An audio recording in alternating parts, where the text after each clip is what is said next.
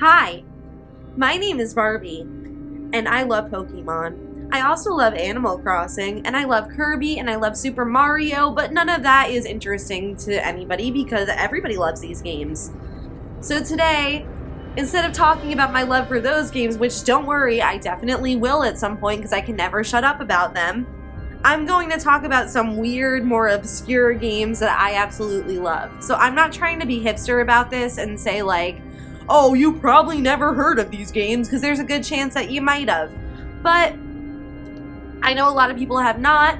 There are a lot of these that when I first found them, I was like, oh my god, what's this? This looks so cool. So that's what I'm hoping to do to you today. So I'm actually not going to put these in an order because I'm not totally sure where I would rank them. I'm just going to give you the names and some descriptions of a couple of games that I have found really took me out of this world and put me into a new one. As much as I love to read, I actually love to read more than I love to play games. Reading can get to a point sometimes where you're like, you know what, I need something with sound. I just need to like completely take myself away from all my senses, and games are great for that, especially these. So without any further ado, I would like to start with Touch Detective, both Touch Detective 1 and Touch Detective 2.5. I have been playing this game since I was very little. It was a Christmas present from my mom.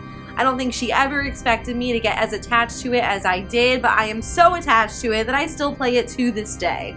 Even despite knowing what's going to happen and knowing what I have to do to get there, it still is so charming and so dear to me and so freaking weird, and we'll get to that in a moment. So you play as a Detective Mackenzie, you have your pet mushroom Fungi following you around everywhere, and the people of the town count on you to solve a bunch of really weird and oftentimes inconceivable cases. It's easy to get stuck in this game. There's quite a lot of walkthroughs online for both versions of this game. Yeah, there's plenty of walkthroughs online because the clues are a little bit difficult to come by. You'll find yourself stuck pretty often, but it doesn't even mar it for me because it's like the atmosphere is just so all-consuming. I really don't even mind. It is for the Nintendo DS, but when I play it, I do feel like it's more like a console game. It just really takes you away. We have a lot of really great, really odd characters like Cromwell, who is kind of like a robot butler of sorts. And then we also have the train conductor, Jack the Devil. He is terrifying. He walks around with this giant spike, and he walks from train car to train car and goes, any freeloaders? There better not be any freeloaders. And just, I cannot explain to you how much I absolutely love that. The cases are weird too. Like, we got things to solve like missing dreams, missing noodles. It's just all very weird and very wonderful. It's so wholesome. Now, this game is one that pretty much anyone at any age with reading ability can play. It might be hard to find it now because it's been out of style for such a long time. But if you ever do come across it, I would say it's a worthwhile investment and definitely worth your time. It is so much fun. And like I said, it really does take you away from the problems you are having to like go and solve these silly little cases.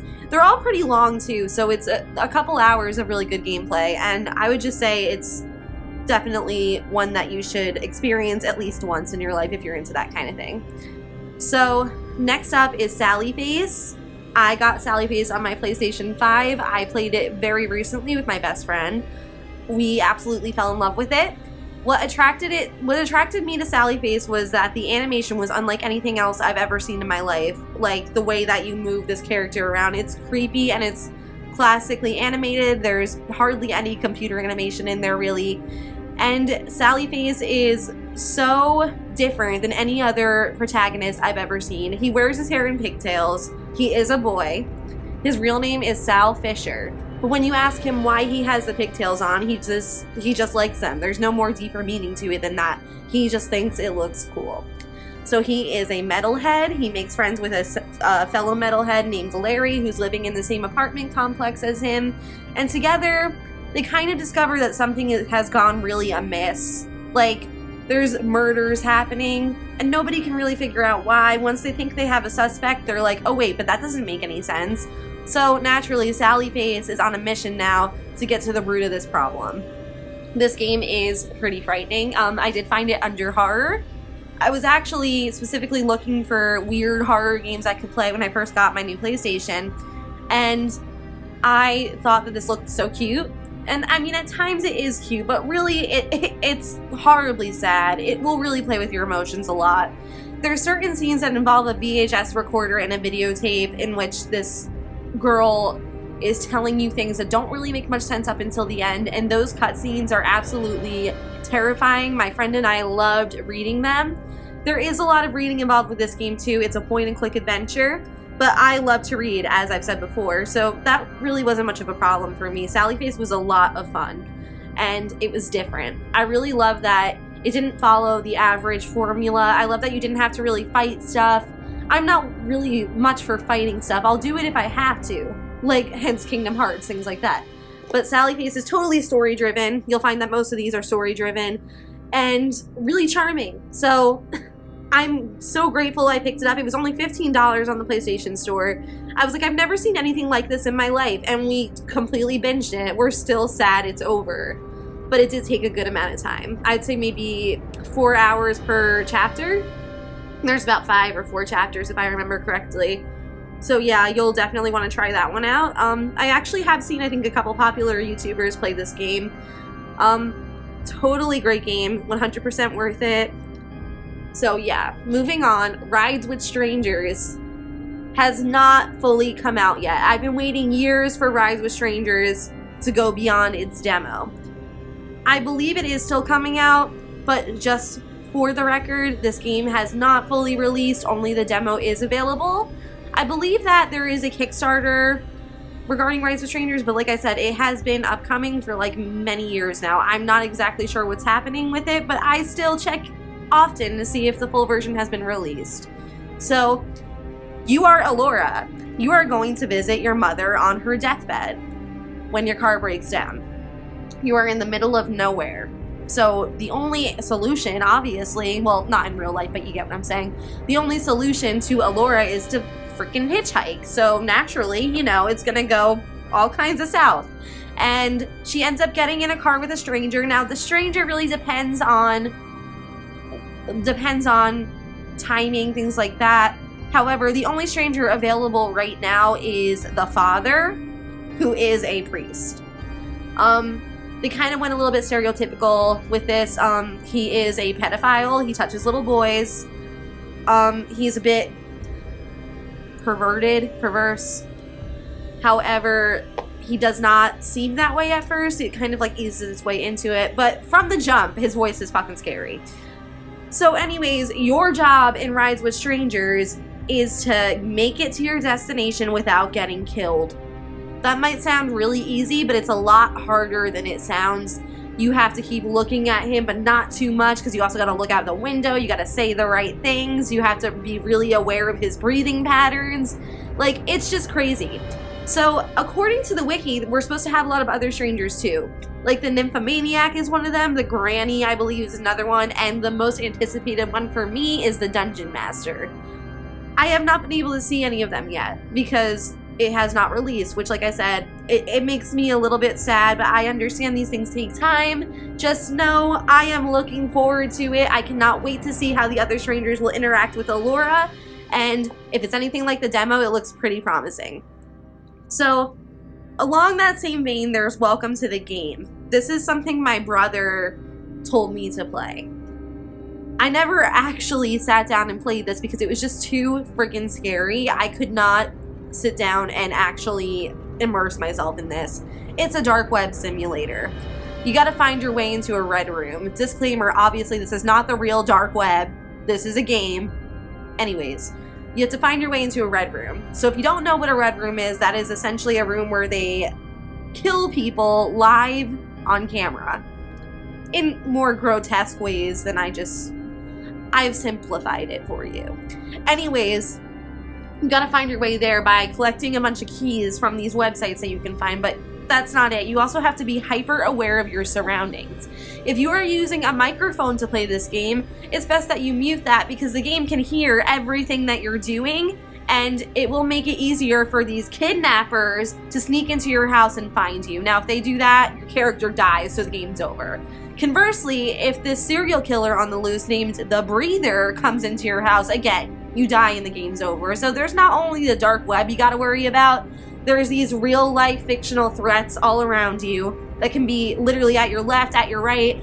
It's overwhelming, and I'm gonna be honest with you, it scared the absolute shit out of me, and like I said, I never exactly played it myself, but I have watched my brother do so. He tried to make me play it myself, but there's just so much going on. But listen, you should play it. You definitely should. It is scary as hell. So, moving on. The Works of Mercy. I played this with a different one of my friends.